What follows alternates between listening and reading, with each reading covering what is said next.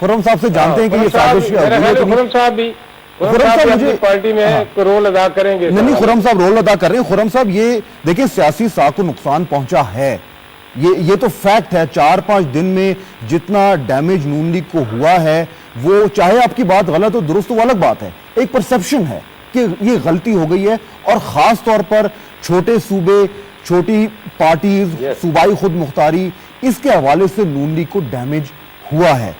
آپ اگر اتنے زیادہ اعتراضات تھے تو میاں صاحب کو پریس کانفرنس کرنے کی ضرورت کیا تھی؟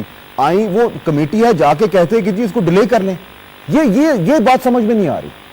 ایک آدھ دن اور ڈسکشن. معاملہ یہ ہے کہ ہمارے جو ہمارا اعتراض ہے اس کا ابھی تک دلیل سے جواب نہیں آیا. صرف یہ کہا کہ جی خوشخبری تو ہم بھی دینا چاہتے ہیں, اور جو 95 جگہ پر آئین میں ترمیم ہونے جا رہی ہے اس میں سے 93 پر مسلم لیگ اپنا مکمل کنسنٹ دے چکی ہے.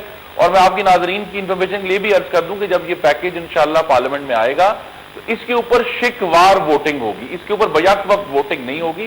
ہر جو 95 شکیں ہیں جو ایمنڈ ہونی ہیں اس پہ 95 دفعہ ووٹنگ ہوگی. تو اس پہ ہر پارٹی کے پاس آپشن موجود ہے آپٹ آؤٹ کا, لیکن ہمارا بھی پریفرنس یہی ہے. یہ والا اگریمنٹ ہوا ہے خرم صاحب, یہ جو آپ نے کہا کہ شک وار ہوگا, شک وار, یہ اگریمنٹ ہوا ہے, یہ اگریمنٹ ہوا ہے باقی پارٹی سے کہ شک وار ووٹنگ ہوگی, یا آپ ویسے آپ کی پارٹی کی پوزیشن ہے؟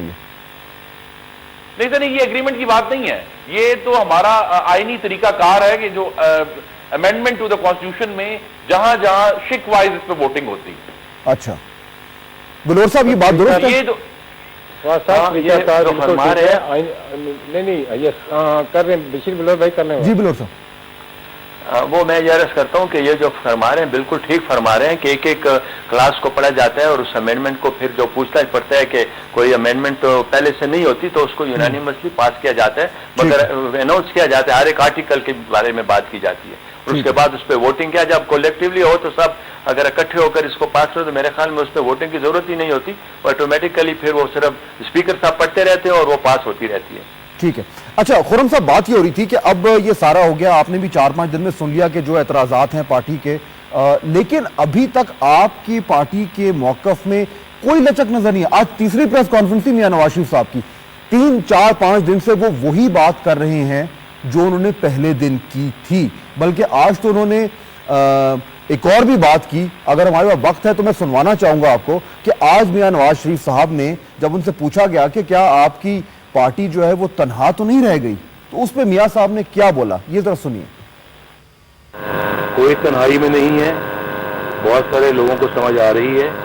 ان 4 دنوں میں بہت سارے لوگوں کو سمجھ آئی ہے, اگلے 4 دنوں میں اور لوگوں کو بھی سمجھ آ جائے گی.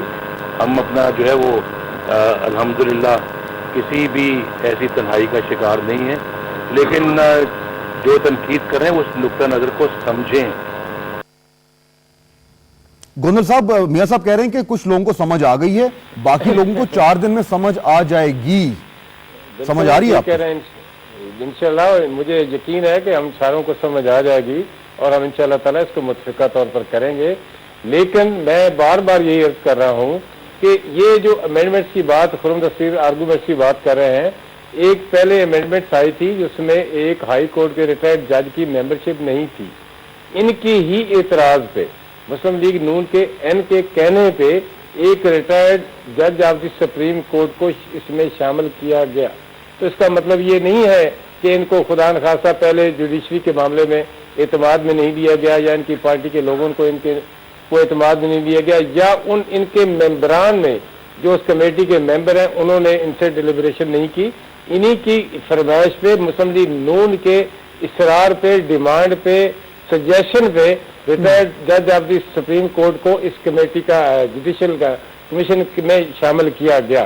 تو میں سمجھتا ہوں کہ اب بھی ہم ریکنسیلیشن کی بات کرتے ہیں, اب بھی ہم فیڈریشن کی بات کرتے ہیں, اور میں تو سچی بات یہ اپنی مسٹیک کہہ لیں, مجھے تو 100% امید ہے کہ میاں صاحب اپنے فیصلے کو ریویو کریں گے. اچھا, بہت بڑے ڈاکومنٹ کا کریڈٹ جو ہے وہ کسی ایک پارٹی کو نہیں دیں گے, وہ یونانیمس ہاؤس لے گا.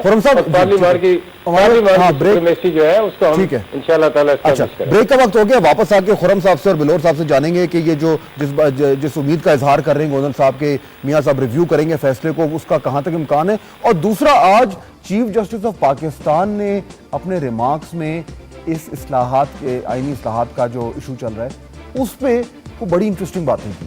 کیا تھی؟ بریک کے بعد آپ کو بتائیں گے.